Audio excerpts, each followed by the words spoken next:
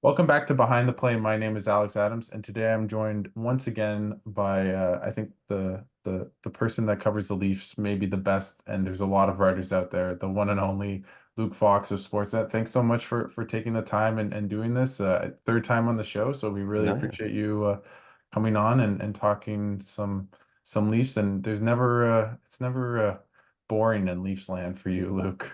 Well, it's always dramatic, right? And if it's not dramatic, then we'll make it dramatic. But yeah, happy to be on with you. Third time. Yeah. Yeah, Good I to see know. you, Alex. It goes by quick. It goes by quick. Yeah. And I guess that's almost like the Leafs in the playoffs. And what's it like for you? Do Uh, you just have the same headline every year for another first round exit or another woeful playoff struggle to begin? Like, do you just write the same thing each time, or how do you do it, Luke?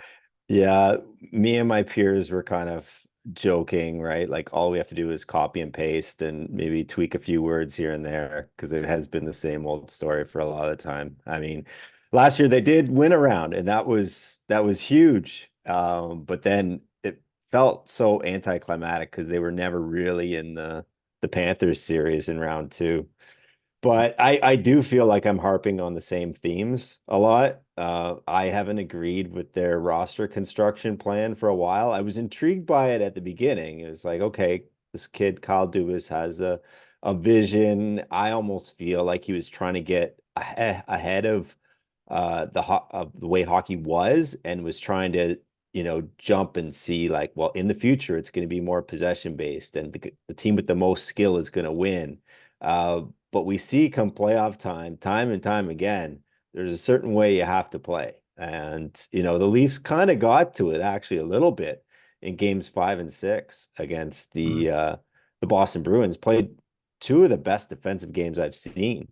But there's just not enough there. It's a full team sport. Doesn't matter how good the top end of your lineup is. You need everyone. And they just haven't left enough dollars, in my mind, to fill out the bottom six, to build a decor that can really contend for this championship. And then they're always pinching pennies on their goalie. It's like, oh, who's available? Matt Murray? Oh, Samsonov? He's good value, sure. But did the guys in front of him ever believe that this is a guy that's going to backstop us to a Stanley Cup? So I feel like management's finally come around to that and is open to change. And, they got a new coach in and we'll see what they do with the roster. I think that's what everyone in Leafland is curious about. I just maybe go to the coach, and obviously it's pretty raw, pretty new that they got their man Craig Berube. It seemed as though he was destined to Toronto as soon as they lost in the first round. It's quite imminent. You wrote about him, and I thought that you started your piece quite interesting. Though the walk back era is over, the accountability era is here. Just maybe talk about what you think Berube brings to this Leafs team that has really struggled in the playoffs, as we mentioned. Well, I think he wants to institute a different style of play. He was speaking to the media for the first time on Tuesday and said, we want to go north. We want to win every puck battle, but we don't want to get outworked ever. And I think Sheldon Keefe did a fine job coaching. I think he should be a better coach in his second opportunity. But Keefe really prioritized possession. And even if that meant passing back or passing east-west, he tried to generate offense that way. I think Berube wants to have them play a different style, almost the same style that we see having success in the playoffs. He wants them to play that 82 games a year, a more consistent, dependable style. I think he's going to have a say in how the roster is constructed.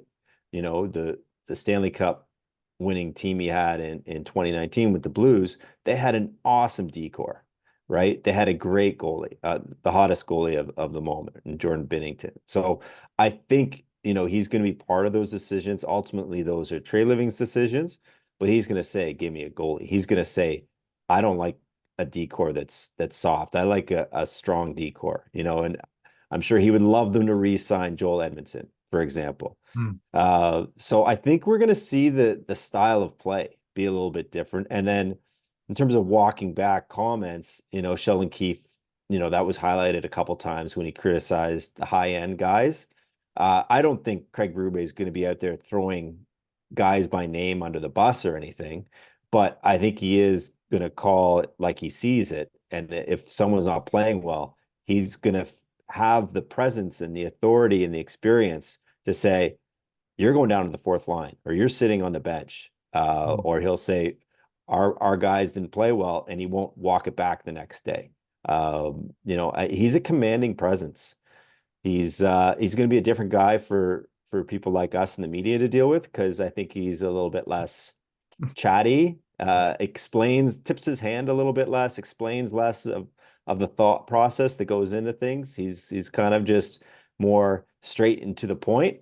But I think just the fact that they're changing coaches is going to put a lot of the players on notice and maybe shake them out of their comfort zone, because anytime a new coach comes in, you have to reprove yourself to someone. It's like, say you changed jobs or your boss got fired and you got a new boss. All of a sudden you feel like, oh, all that goodwill I had built up with my previous boss, I got to reprove myself. And honestly, I think that's probably a good thing for a Leafs team that's probably a little too comfortable. Yeah, maybe talking about their comfortability, especially just the core four and the young guys. How much has maybe their struggles in the playoffs been because of that lack of accountability and really feeling comfortable in their positions rather than maybe being a bit, put more on edge and a bit more of a maybe lacking of that forceful voice from their coach. How much do you think that maybe impacted them in the playoffs? Yeah, I mean, something like that's really hard to quantify exactly how Hmm. much that impacts them. I mean, I think the number one thing is roster construction. Like, I just don't think they have enough guys farther down the lineup. And when you put so much emphasis on those 4 or 5 players, I core four rhymes, so it sounds better, but I like to include Morgan Riley just because he's Hmm. been there forever. And all 5 guys, their main asset. I mean, Austin Matthews, Selke finalist, right? Yeah. But Mitch Marner, defensively responsible. But their main asset is scoring. And the great irony is that come playoff times, they haven't been able to get to 3. It's like 2 goals or less every game. So you built this team, built a score, and then they can't do it. So part of that, I think they have to find it within themselves to push through. Uh, 2 coaches have tried. Now they're on to a third to try and get them over the hump. We'll see where that goes. But I think the main issue to me is finding better defensemen. They got no offense from their defense. They got better at defending in zone. Like, they didn't allow Boston a ton of grade A chances in that series. But you look at the good teams that have gone deep in the playoffs, and they have defensemen that can drive play. Toronto hasn't really had that, and they didn't have it in the regular season either. I guess with that, they always say top four defensemen don't grow on trees. How does Brad Treliving address the blue line? I know you've Yeah. written about the UFA market, and I know you said that it's not maybe doesn't have that high end defensive defenseman out there, but there is a lot of depth. Do you think that's where the Leafs try to address maybe their blue line in the offseason?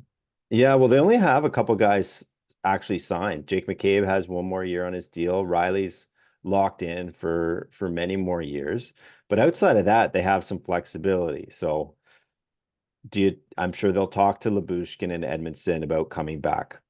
Giordano's probably going to retire. TJ Brody's not coming back. So there's going to be, just by that process, there's going to be some turnover. They have a really interesting decision to make with Timothy Liljegren. And I feel like he's trending towards Rasmus Sandin territory, where Hmm. you want to be able to say you drafted and developed a guy that is an everyday NHLer. But once again, he got a healthy scratch for a game in the playoffs. And it's like, at this point, where are you at with this guy? Is there a way to upgrade him? Do you still believe that he has a higher ceiling? So there's a decision there. He's a RFA. Um, so yeah, I expect him to poke around in free agency. We know Treliving loves Chris Tanev. Does Tanev love being in Dallas so much that he just resigns, or does he hit the market? They're going to have eyes for Chris Tanev. They're going to have eyes for Brett Pesce, who's probably not coming back to Carolina. Brandon Montour is a big name. Forsling got the bag in Florida over before Montour did. So it wouldn't surprise me if Montour hit the open market. So there are guys for sure that the Leafs can target in free agency. I also think they're going to explore a trade. I don't think it's crazy to think that they're going to have a serious conversation with Mitch Marner about maybe waiving his no move because they don't want to give him 13, 12, 5, 13 the following year. So if they're not going to re-sign him, you explore a trade. Uh, to me, the biggest possible name might be Seth Jones because he's a right shot, because he's a big body. Treliving likes big guys. He can drive play. Like I was saying, how they don't get a lot of offense from the back end. I think Seth Jones would fit in really nice as a Toronto Maple Leaf. Again, I think he has some trade protection, so that's a big decision for Chicago to make. And the Leafs could regret it if they see Marner and Connor Bedard dazzling Yeah. and turning into a highlight show. But these are the conversations I think you have to have. They're not all going to come true, but these are the types of options that could be available. I mean, I know you're so plugged in, but just if you had to, place a bet or like how likely is it that Mitch Marner is a Toronto Maple Leaf to start training camp in September? Uh, I want to say 50-50. Okay. And even if he starts, I don't think that necessarily means they couldn't pursue something by the trade deadline. Hmm. Do, But the sense he holds all the cards, right? So if he and his agent, Darren Ferris, who has a history of taking his clients, walking them out the door, so they have to work with the Leafs here. It's not it's easy for me to come on your podcast and talk about this. It's much harder to pull off a deal of that magnitude in reality. And the other thing is you're probably going to lose the trade on paper, but you're going to free up money and you're going to change your team after years and years of showing that this approach just doesn't work. So do you get ahead of it, or do you say, hey, Mitch Marner's fine value, he's nearly a 100-point guy, we'll take our chances? I think it's worth exploring it. And certainly in the fan base, there's an appetite that just changing the coach isn't enough. But Brendan Shanahan said something interesting at the season ender. He said, this team is going to look different and be more prepared for the playoffs. And he said, it might not be by training camp, but it might be by the deadline. So hmm. that made me wonder, hey, if they don't find the right deal, does this even drag into the season? Is that something with Marner and just this cap hit? But that like how feasible is it that you can make that trade in season, just with the salary cap? Like that's my kind of question to you. Well, it's not easy, but there's teams with the cap going up that need to get to the floor. He's good. Him and Tavares are going to get big signing bonuses. So in actual dollars, like teams looking to save money, he'll be fine value. But really, what you want to do is put him with a team. That's why I mentioned Chicago because they have cap space. Utah is another possibility. I've wondered about Nashville. Uh, teams that need more offense, teams that have cap room. But again, he has to agree to this, right? Hmm. Columbus has had eyes for Marner. They were considering giving him an offer sheet way back when he was an RFA, and they need scoring big time, and they need star power. They need to, engage their market. So there's places that would want him for sure, but the trick is he has to, because he holds the final say, he has to agree that he hmm. wants to go to one of these places. What if like what do you do if you're Brad Treliving and Mitch Marner says, I have a no trade clause. I don't want to stay. I want to be a Toronto Maple Leaf forever. How Mm. likely is there a world where he gets extended this offseason? Or is it as simple as does he just get Uh, traded or walk to free agency? I don't see him getting extended because he's going to want Nylander's money, bare minimum. So yeah, Tavares is going to come off the books, but then you're just doing the same thing? You're going to have three of the top, whatever, half dozen cap hits because Matthews' raise kicks in, Nylander's raise kicks in. Marner's not going to take a discount. He's going to want at least what Nylander makes. He's going to say, yeah, maybe he had more points than me this season, but I kill penalties. I'm more defensively responsible. I'm not hanging around center ice looking for breakaways. Like he's gonna have a case to make just as much as him. And I do believe that the organization is kind of like, we're done pouring all this money into forwards. And that doesn't mean, some people get it twisted and think, oh, you don't think Mitch Marner is a good player, or you don't think he can help the Leafs. That's not true. It's just, if you want to build a team that wins a championship, you need to allot those dollars to a better goalie, to a better defense core. That would be my argument. To a better bottom six, spread it out. They always are trying to pinch pennies. Oh, who can we get for less than $1 million? Oh, well, and then he ends up being a healthy scratch, or he's in and out of the lineup, and it's like, well, you kind of get what you pay for. The other risk of pouring all that money is one of them gets hurt the way Austin did, or Willie with his migraines to start the playoff series, and then you're down a guy. You're also putting too many eggs in one basket, so that at one injury and you're screwed. You can't, weather the storm. With that, just like I know it's been a year since Dubas left, but what do you make of his tenure with the Leafs now that we're maybe a year out, and it seems as though his big bet failed, but also the team doesn't seem any bit closer to winning a cup than in a sense when he took charge.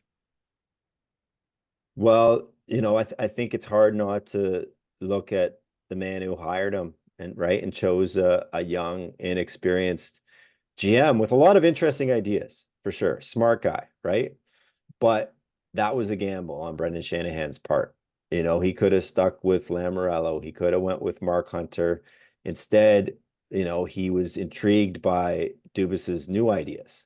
And, he did show a lot of creativity.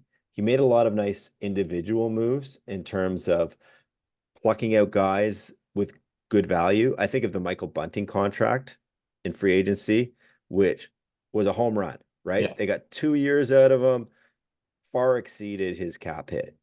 First line guy. Those were probably the best years. Maybe you make a case for the early years with Hyman, but that was the best left wing fit for Matthews and Marner was Bunting. They were like a dominant line. So he had some home runs individually, but when you step back, did he build a real team that can win a championship? No. And I really think he dropped the ball with goalies. I think he took some bad gambles. The Matt Murray one just blew my mind. Like, yeah, he got blinded by some loyalties too to the Sioux, I think. Yeah. Yeah. I think Yeah, how many players did he have from the Sioux in his tenure? Like 5 to 8 players that he probably. Yeah, I mean, something. Connor Timmins is still kicking around Toronto, and yeah, there's a bunch. Yeah, I guess with that too, you talk about maybe failing in the goaltending department, but I was thinking about this a little bit. It feels as though he also failed a lot in terms of, and this team, you can see it this year, especially just on the defense, right? Like outside of Morgan Riley, he's never really added that high end defenseman outside of maybe Jake Muzzin in his prime. You look at all those teams that win the cups, and you look at their blue line, look at Vegas, look at St. Louis with Craig Berube in 2019. This Leafs core decor feels miles away in a sense to that team.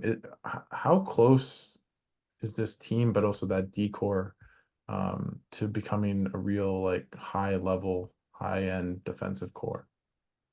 Like how much do they need to add? well, not close. Yeah. Yeah, lots. 3 guys, 4 guys. I don't know. I agree. You know what? They had a lot this year and last year at the deadline. They had a lot of depth, but they had a lot of third pairing guys. They had a lot of guys that were NHL level, but they weren't difference makers for you. They weren't go-to guys. They eat a ton of minutes. I think of TJ Brody. He actually had a lot of good years for the Leafs. I think that was a nice Hmm. free agent signing. I think Muzzin was pretty much a home run and got undone by health issues. Yeah. Uh, but you know, TJ Brody was second in average ice time on the Leafs, and he wasn't even good enough to play in the playoffs when it mattered. And that I think that tells you pretty much all you need to know about the strength of the high end. I'll give Dubas credit for the Jake McCabe pickup, especially at half salary retained. He's been good value. He was better this year than he was last year. One of the failings of the team is their inability to draft and develop and have another wave of young defensemen coming. Because we were talking so much about, it's hard not to view or grade a team when you don't factor in the salary cap and you don't have those guys on entry level deals or cheap bridge deals contributing. You know, they tried to make it work with Rasmus Sandin. They tried with Timothy Liljegren, but you look around the league and they don't have that guy that's in your top four that's still a second or third year player and is contributing. I mean, you know, you got Sanderson, right? Like Yeah, and Otto. like there's guys that are they're yeah, that, you know, they just step in and can play, or maybe it takes them a couple of years, but they're still relatively cheap. They're still playing above their salary. The Leafs that never really had any of that for the last what 10 years? I don't know. It's been a while. Yeah, yeah. It just, having our conversation for 20 or odd minutes, it feels like a lot of negativity. It feels as though this is Ah, falling. And maybe Luke, let's give there. some optimism. Just how, how where does this team find itself in terms of its contention window in your mind? Because they still have Austin Matthews, who could arguably be the best player in the league at some times. Are they still in that window to be a contender in the next 3, 4 years in your mind? Sure. You know, change can happen fast. I mean, right now I'm in New York City. Remember when the Rangers sent out the letter and said, "Okay, we're going to take a step back." And they rebuilt pretty quickly. They made some tweaks. They kept some guys they identified as core pieces, and they made some tweaks around it, and we're fine. I think the positive is the organization feels like it's ready to make some harder decisions than they have in the past. They, for the first time forever, they're not like, let's just run it back. So absolutely. They have the best goal scorer in the game. He almost got 70 goals.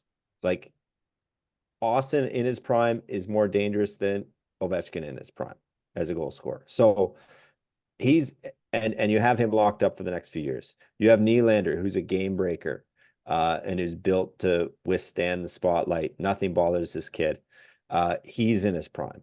So absolutely there's building blocks there. You know, some nice develop, lower level development stories are Simon Benoit, who got a contract. Bobby McMahon is looking like a real player that can help on the fringes of this team. Matthew Nyes, I think, is a good story. So absolutely, there's some positives. McCabe, as I mentioned, is a bargain, and he's, you know, established himself as a top four guy, and he's under contract for dirt cheap because of the salary retention. So there are positives. There are a lot of things worth building around here. But you need a goalie, and you need to make some smart moves to fill out that decor, as we talked about. And just on the goaltending part, like to be glass half full, Joseph Woll has been really good. Just he Mhm. doesn't play enough, of course, and got injured in the playoffs too after that game 6 on the last play of the game, which is Yeah. just so tough. Um, what kind of goalie do you think they add? Is it bargain bin type like a Laurent Brossoit, who I know well in Winnipeg, wouldn't cost you too much, but hasn't really played more than 30, 40 games a season. Do they go after a Saros or a Markstrom? What do you think they do in net in the offseason? Yeah, I'm fascinated. I don't really know what they're gonna do. I would like to think they've reached the point where they want to go big game hunting. And you make a good point. When you look at the free agent market, uh, the the only guys with I think 20 wins are Samsonov, who they're not going to bring back, and who's quite erratic. As much as I love interviewing the guy, I think he's a great character, and I really hope that he gets a good contract and has success. But I also believe Toronto's had enough with the roller coaster that is Ilya Samsonov. And then Cam Talbot, who's just getting quite old and basically was not good enough to carry the Kings. So I don't think they're going to go down that road. And then you get into guys like Brossoit, like, you know, guys that probably aren't going to start 40 games for you. They're number two guys. So if you know, price matters. right? Hmm. The price of the trade. But I do think they've reached the point where they should go big game hunting for goalies. So Saros, Markstrom, Allmark, he's not coming back to Boston because they're going to have to give Swayman a giant raise. Those are probably the three names that we'll hear on the goalie trade market this summer. How much do you think that maybe their first round pick will be in play in terms of trying to add either to their defense or at the goaltending position? Yeah, that's a good question because it really wasn't in play, I felt at the trade deadline. And now, was that because Treliving didn't believe they were just one rental away from winning a Stanley Cup? Did he see the team for what it was? Probably, middle of the pack in terms of the playoff teams. Uh, or does he really want to stock the cupboards? My guess is that for the right trade, it will be in play, especially because it's a late first rounder. I'm no draft expert, but when you talk to people who know the prospect pool better than I do, they say that really you're probably not going to hit a home run late in the first round. There's the top heavy guys, but where the Leafs are picking, you know, it may not be a difference maker. So as we talked about, their window for contention is basically Austin Matthews' contract. Why not put it in play if it can get you someone that can help now? Mm. They also Brad Treliving last summer, added some pretty interesting names. I remember seeing the Tyler Bertuzzi signing and being like, "What the heck just happened? This is crazy." Where do you think the Leafs will do just maybe to their forward depth as you mentioned? It seems as though Max Domi's probably coming back. Bertuzzi maybe not. Is that where uh Treliving and maybe Craig Berube as well will try to keep adding to maybe the snot that they tried to add in the offseason and seemed to work out in many ways during their playoff run, even though it was unsuccessful. Yeah. I think Domi and Bertuzzi both had good playoffs. I think the other guys like Edmondson and Lyubushkin had pretty good playoffs too. Like I don't think those, second tier guys hurt them at all. I do think they take a serious run at re-signing Max. He's been on 1 year deals last little bit, so I'm curious how much he demands term. And with that term, how far Toronto is willing to go. Bertuzzi, I see as a much longer shot to return, although I liked his season, how it started off looking like a disaster, and he just got better and better and better.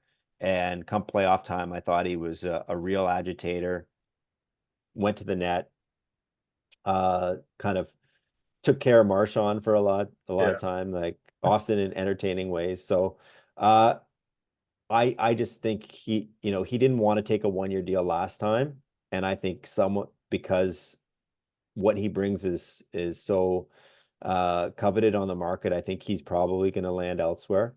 Uh so yeah, then I think maybe they want to find multiple guys in terms of they had a horrible penalty kill.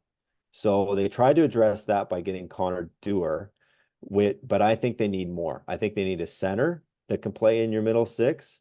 And I also think they need some defensively minded forwards that can help kill penalties because their penalty kill was a real sore point, and it was all year long, not just in the playoffs. So that's probably an area they address. Guys like I think of Jordan Martinook coming out of Carolina, like, you know, his game lends well to the playoffs, has some edge, has some experience, but probably isn't going to command a ton of money, right? When you look at his stat line, you know, so probably some names like that.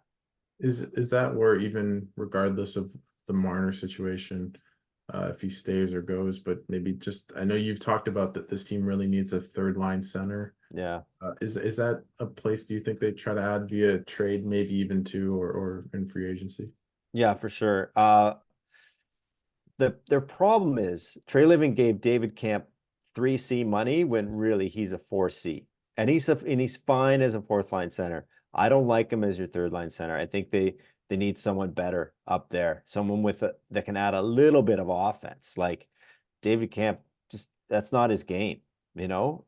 So I think that's an area they absolutely have to address. And that's even if they bring back Domi, because I liked how, his speed at center, but I don't think he's a true 3C. I like having him as a utility guy where someone gets injured, he can play center for a bit, but otherwise maybe he's up facilitating Matthews as a winger because he's an excellent passer. So I think absolutely they need to address a middle six center for sure. Yeah, no, and speaking about centers, I know you've written that it seems unlikely that John Tavares is traded this offseason. It sounds like he'll stay in Toronto. Obviously, he loves being a Toronto Maple Leaf. He has a no trade clause as well. Um, he's had a lot of vitriol from the fan base in the past couple of years just because of that big price tag that he's being paid, and obviously he's not an $11 million guy at this point in his career. But where do you see him right now fitting into this team heading into next season? And is it likely that he'll still be with the Leafs this year and maybe even sign an extension for a much reduced rate as well? I don't see him signing an extension. Definitely, I'd be shocked if it happened before next off season. I don't think they're in any rush to commit to him, even if it's at a reduced rate. And well, it's going to be at a reduced rate from 11 million. And the criticism is a little bit unfair because I think when they first signed him, I think Dubas thought this team was ready to win a Stanley Cup in the first half of the Tavares contract. And yeah, he's going to get older as all players do, but it won't matter because by that time we will have won. So who cares about the last years? Well, that success never happened. So now it's like, oh, we're paying 11 million bucks for this guy and we haven't really made any significant strides in the playoffs. So he probably gets an unfair bad rap. Uh, but and you know these things are frustrating, I think, for fans, but the player has every right to negotiate the no move clause. I think the onus falls on management to just play hardball and say no. You don't have full no move if it's that important, and call their bluff maybe. Because I would never blame a player for getting more money or getting more protection. Like, so he's earned that. Him and his wife have had 3 kids since he signed in Toronto. He's got a young family, lives right in the city, has support of their grandparents, and he has a pretty good setup. And the spotlight doesn't phase him. He doesn't mind doing interviews. He's kind of unrattled. Like, the people joke about the hockey robot stuff, but he almost is. Like it's kind of crazy. So I don't think it would bother him to play out the last year, and I don't think he's that eager to move. Mm. Now, I guess the question becomes how, and the same applies to Marner, is how uncomfortable do they make it for these guys? Do they want to make things uncomfortable so that they want to waive it? That I don't know. Mm. But with Tavares, I think he pretty much just rides this out and they kick the can down the road and say, let's deal with it after this season's over. Yeah, yeah, and it's going to be a fascinating off season. I guess you wrote in your 57 thoughts column just um about will this team be 100-point team next year, and they've gone down in the standings each of the last Yeah. 3 years. What are the expectations in your mind? I know a lot can change between now and even maybe July 1st with the makeup of this team, but what do you think the realistic expectations are for the Leafs heading into next season? Oh, yeah. I mean, it's really tough to judge because we don't know the roster yet. And I'm anticipating a lot of changes on the trade market and in free agency. But I would say you don't want to take another step back. You don't want to be a wild card team. You don't want third in the Atlantic would be the absolute lowest you'd want to go. I mean, why not win the division for once and give yourself an easier first round matchup, you know? I mean, that would be the ideal.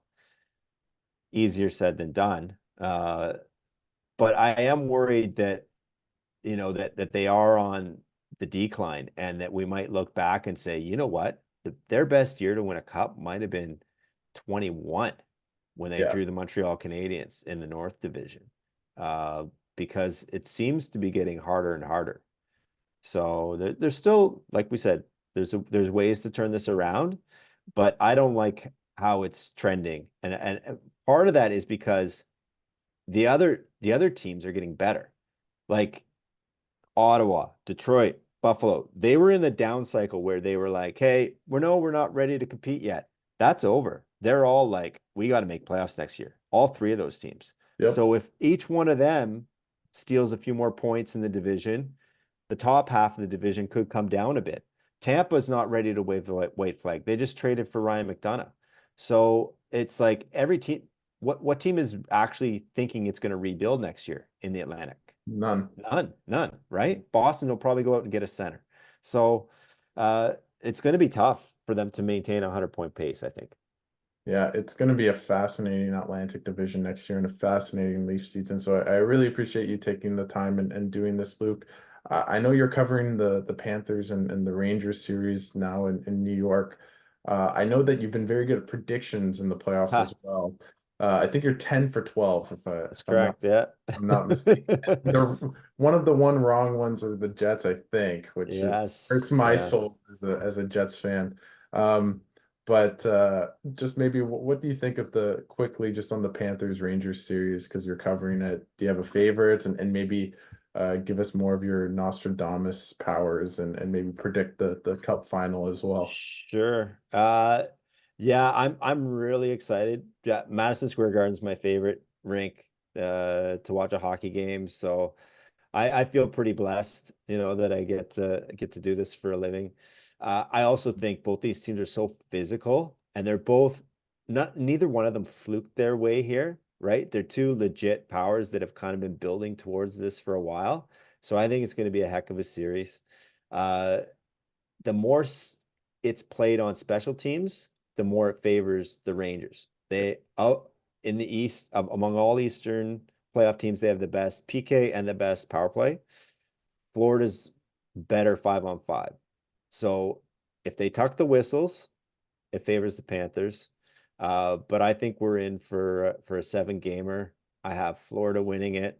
I have Dallas beating Edmonton, and I have Dallas winning the cup. I picked Dallas way back in October, so I can't change Wow. my vote now. Yeah. Wow. So I just you're think they're the deepest. They're the deepest.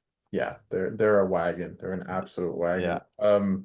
Well, thank you so much. Enjoy MSG tonight. It will be a fun one, and I think thanks so much for taking the time and doing this. And I think every year I come to you and I ask, or I say, I hope that one year you can cover the Leafs in maybe a conference finals one day. So I'm hoping.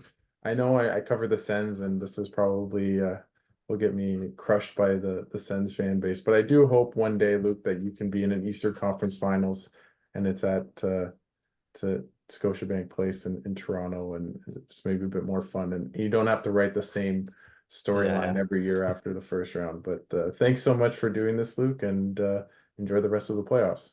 All right. Thanks for having me, Alex.